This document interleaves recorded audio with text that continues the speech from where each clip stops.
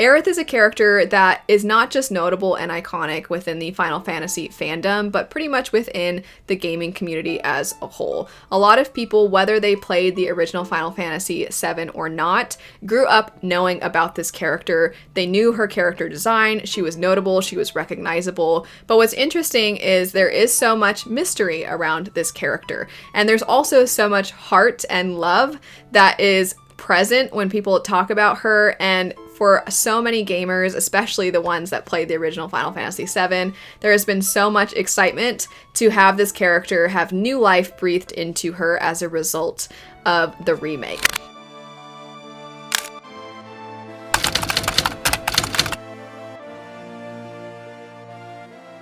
I know for myself, I played the original Final Fantasy VII, and I was so excited when we got her in this new one, because even though she's a character that we have seen so much before, and I would say her and Cloud and Sephiroth are some of the most notable characters, not just for their design, but they just are prominent in gaming culture. Despite that, I feel like AERITH is sort of a mystery to a lot of people, and the game is really leaning into that. If you are new to Final Fantasy VII, she very much has this manic pixie dream girl to her. Part of what I think makes AERITH such a fascinating character is that in so many other stories, she would actually be the main character.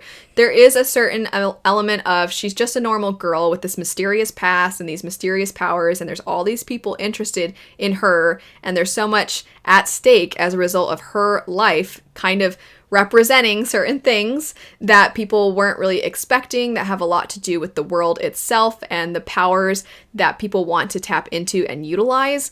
Even though all of that is true of her character, and we typically see that character as the main character, that sort of farm boy who it turns out is the chosen one, that's not at all what we see as a result of AERITH's presentation. She is the sweet, innocent character that it's a mystery to her, even her own existence and her own significance, but she's not the center of attention. It's all the other characters that you're introduced to and you get to know, maybe not all of them, because Final Fantasy VII has a fair amount, but it's other characters that you're introduced to first. And then we have this mysterious flower girl that we stumble across. And AERITH is a little flighty. She is a little bit of the manic pixie dream girl, but there's something to her that even she feels like she needs to unearth and that she needs to uncover. And despite the hardships that are placed upon her as a result of being almost this chosen one-like character, she still constantly approaches the world with a certain level of optimism and sweetness that I think a lot of other characters with her type do not. When you have this character that has a certain amount of significance placed on their shoulders, typically what you find is those characters become overwhelmed with all of that, and it weighs on them, and they grow to almost resent the world.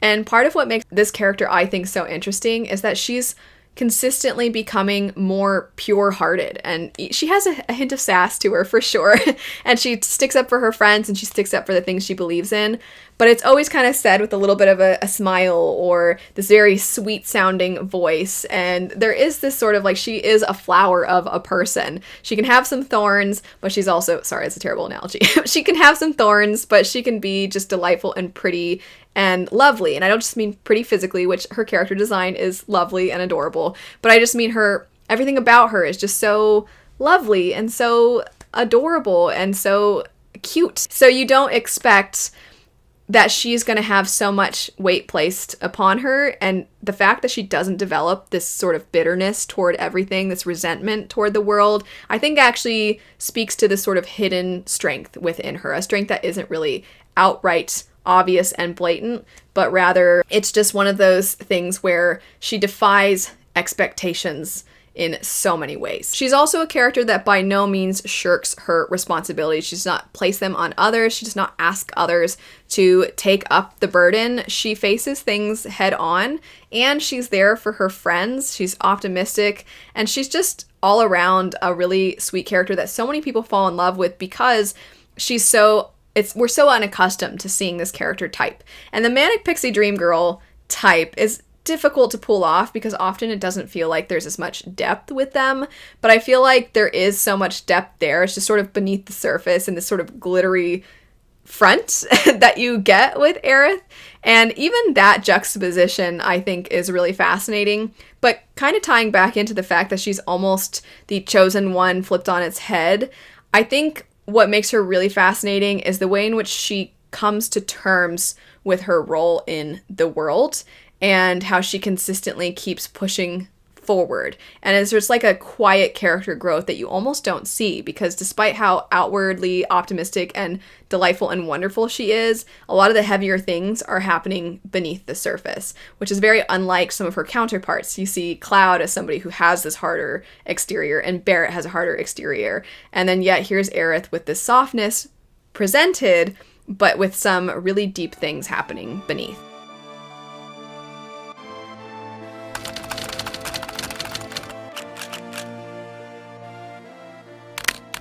Despite the fact that Aerith, I think, is so unique, there are some other characters that I wanted to highlight within other stories that if you really love Aerith, you might also like these characters. Most of the recommendations are going to be books, but the first one I wanted to mention is actually from a movie. Technically, they exist within a book as well, but I'm thinking of Howl from Howl's Moving Castle. So Howl is definitely a character that has a similar, you could almost say, manic pixie dream boy element to him, where he's just sort of clouded in mystery, but he's very silly on the surface as well.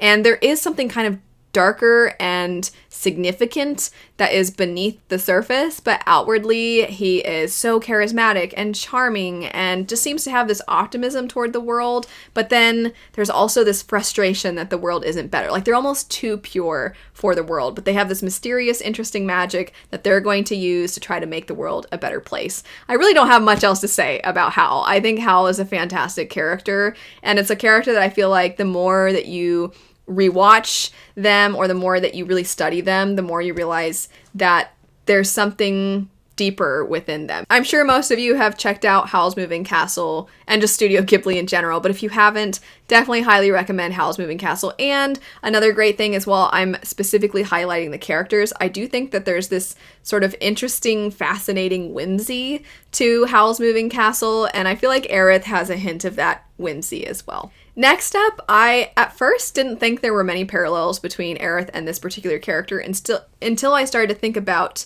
their arcs.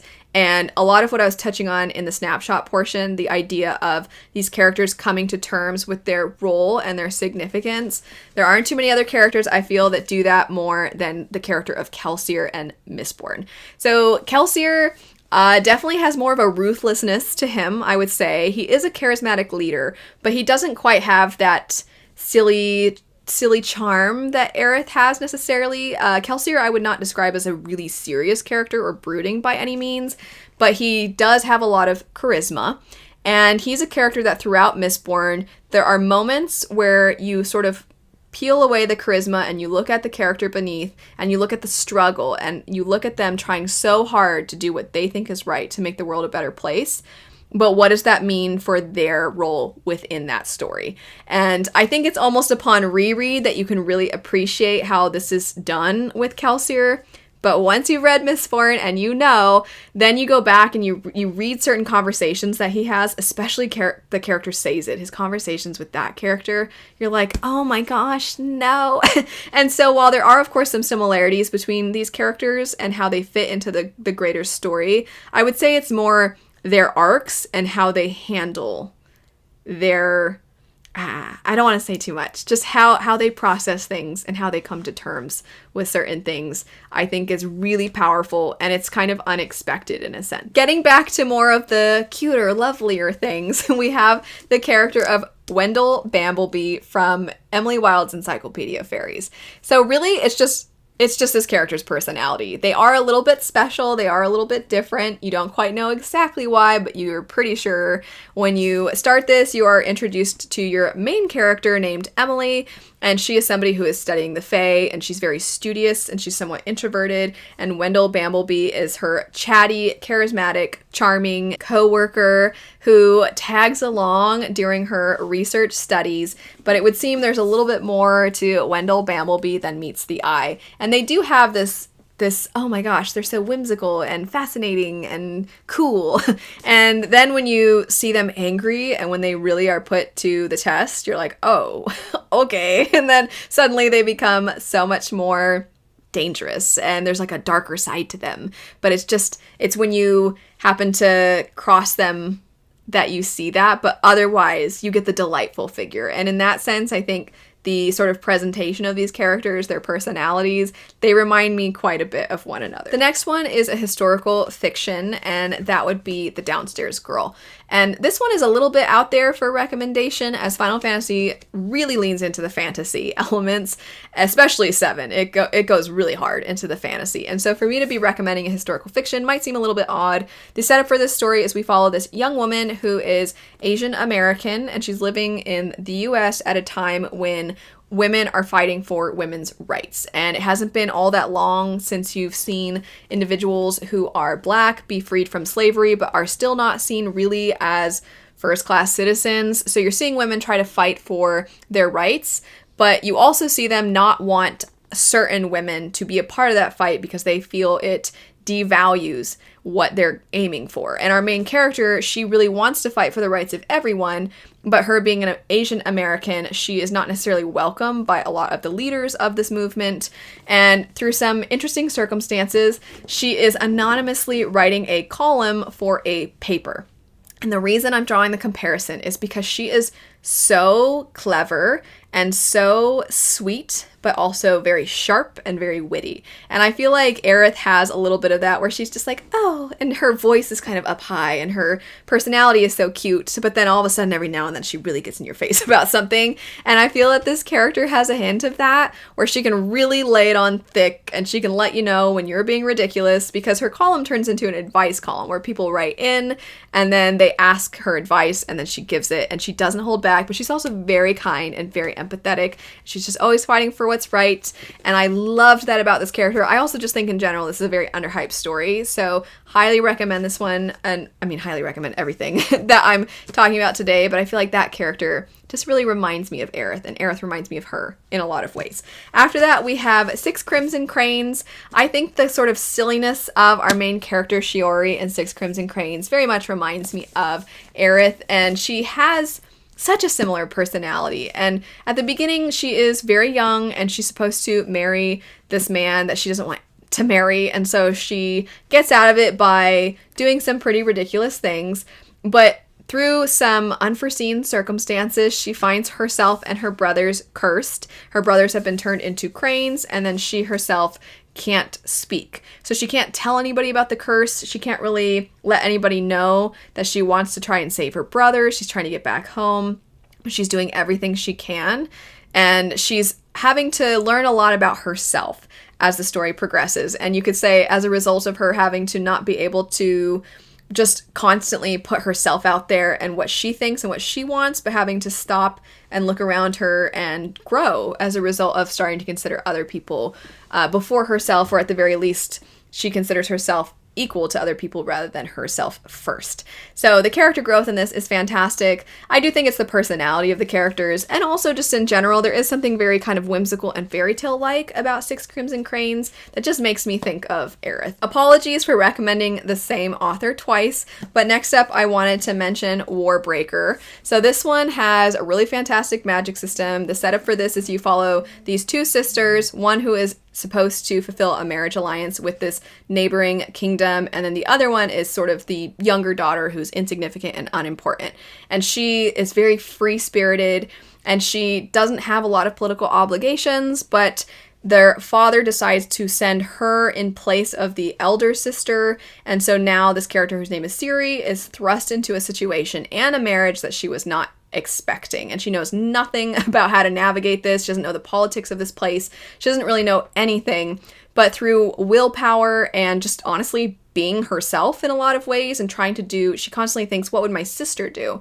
And it's really interesting because you explore both of these characters really wonderfully, her and her sister Vivenna. The magic is incredible. There's also a really unique take on zombies, you could say, because there are beings known as the Returned, which are people that have come back to life, and they are now basically seen as gods among men, and so that's explored really well. And there is a lot of political a lot of scheming in the story, and Ciri is just trying to do her best to grapple with everything, to figure everything out, but she always has this sweetness to her and this innocence to her, but also she is uncovering the truth through cleverness she didn't even realize that she had. And in that sense, I think there's some parallels. That's how I'm apparently completing every single recommendation is, and then also, it's kind of like AERITH, but truly Ciri in a lot of ways reminds me of AERITH quite a bit. That's it though for some recommendations. If you're like me, I find I'm often motivated to continue on and to keep reading because I care about characters. And so I find that that's one of my favorite things about, if you like this, try that. If you love AERITH, these characters I think are going to be ones that you grow to really appreciate and care about and love. And just in general, I think those are some pretty great books and also very different from each other. And then Howl's Moving Castle is a delightful movie. Highly recommend it if you haven't seen it. I did the same style of video for Tifa, and I plan to do more for various other characters, not just in Final Fantasy VII, but other stories as well. So if you're interested in the Tifa one or in some of those future videos, be on the lookout. The Tifa one will be linked in the description bar down below. Thanks so much for watching though. If you have your own recommendations, feel free to leave them. If you're interested in more Final Fantasy or video game content, I'll have my playlist linked. Have a great rest of your day though, and I'll see you later.